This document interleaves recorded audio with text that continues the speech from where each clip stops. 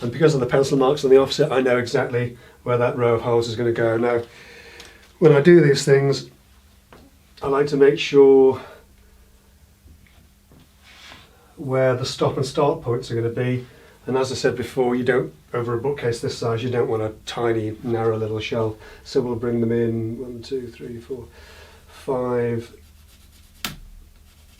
holes up, and 1, 2, 3, 4, 5 holes up from there. 1, 2, 3, 4, 5, yeah. And one of the other things that I do like to do when I'm doing these, pencil marks are all well and good, but a tape mark at either end so that you know where you're stopping can also be pretty useful.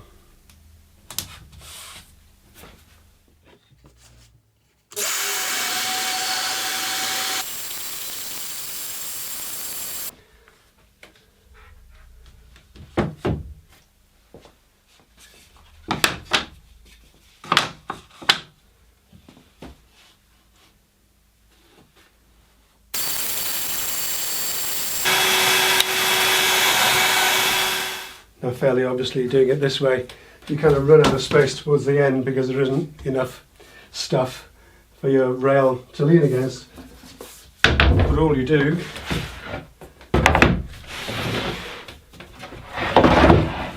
you just swap the boards over. They're all bearing against the same point, so nothing changes in terms of the distance. And then you can reset these with your little jig.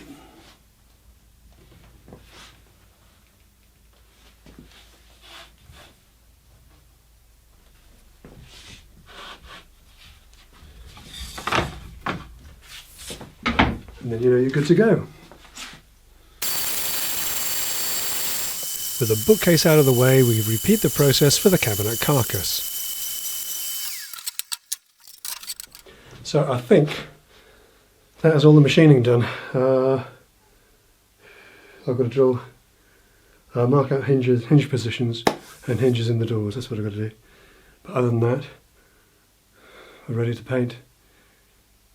Client still hasn't decided to colour yet though. Cross that one when we come to it.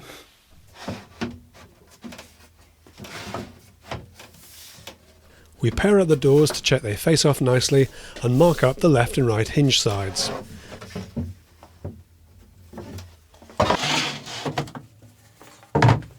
Then, using our standard story stick, I mark the hinge positions on the carcass and transfer these across to the doors. Then mark and drill the hinge plates on the carcass. Over at the drill press, I can drill out the cups for the concealed hinges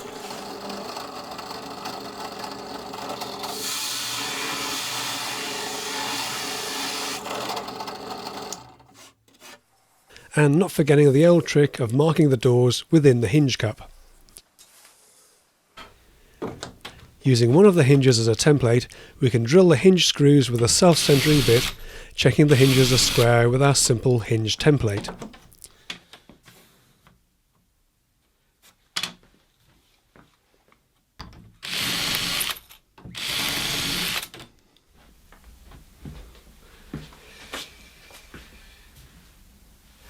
So, everything's pretty much done. I've still got the plinth to make, but to be honest, I can bang through that any time. It's just a softwood frame. So all that's left now is painting. Client still hasn't told me what colour she wants, so I'm just going to, I was planning to paint this over the weekend. So anyway, I've got to start by getting it primed at least.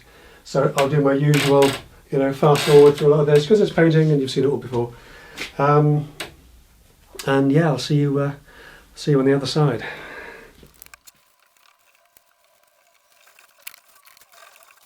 If you are interested in learning more about the paints and techniques I use, I have a 6-part series on painting and finishing. Link in the description below.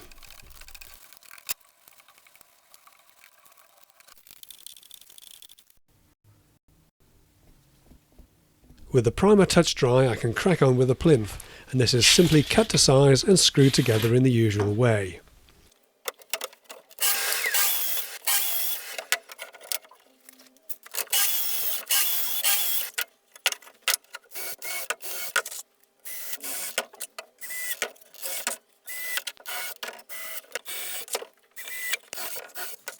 Once complete, I can offer up the painted fascia, trimming this to length to minimise the work on site.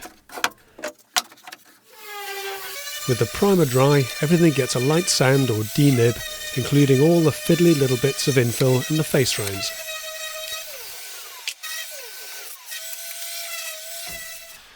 You know, over time, a few folks have asked me in the comments, well, why do you always paint everything white? The simple fact is, I make this stuff to order. You know, I make what the customer wants. This client wasn't decided about colour. She's had the weekend to think about it. I got an email from her yesterday or Sunday to say, oh, I've decided to have it white. Shocker. The simple truth is, if most of your paintwork in your house is white, then you know the alcove units in white and the wardrobes in white make sense as well. If you want to add colour into a room, it's easy to do that with cushions and curtains and soft furnishings because they can be changed, they can be replaced, whereas painting your entire wardrobes or your alcove units, it's a bit more of a job and a bit more involved. So, you know, white tends to work pretty well for most people. I'll paint whatever colour anybody wants. I thought this might have been white with a hint of something darker, but it's going to be plain white, and we're going to crack on with that now.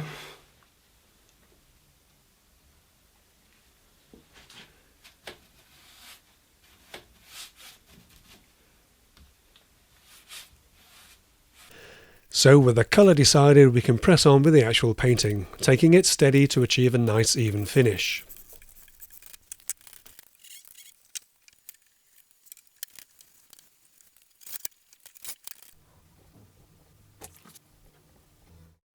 Okay, so painting is all done pretty much. There's a few little bits of trim that I've put an extra coat of paint on. It's all dry, it's all looking pretty nice. A lot of this stuff will get a third coat of paint. A quick touch up when we come to finish, but we can start nailing things together now, and I think I'll start with the cabinet first and then do the bookcase. Cabinet because that's smaller and get it out of the way, then have a bit more space to play with the bookcase, so we'll do that. Again, if you've seen my cabinet builds before, it's going to be very familiar to you, so I'm probably going to rattle through this quite quickly, fast forward a lot of it. Again, it's dominoes and glue and a few carcass screws, and you know, Bob's your uncle. So yes, I'll see you. Let's see how we can get on.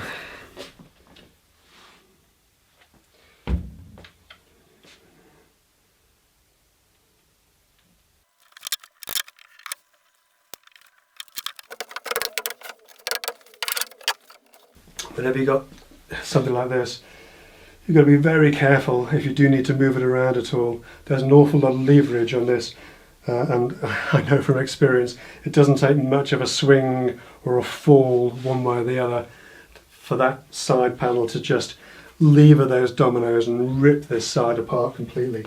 So you do need to be quite careful with it, and for that reason I'm just going to pop a quick clamp on there while I put some glue on this side.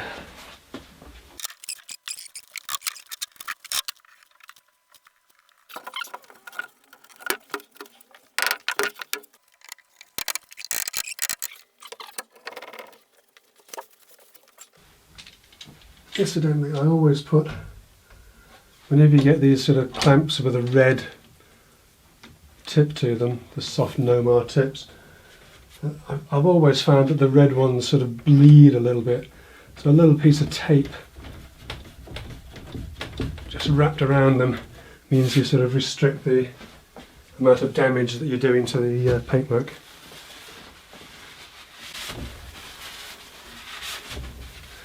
So then we'll wipe off of the excess glue.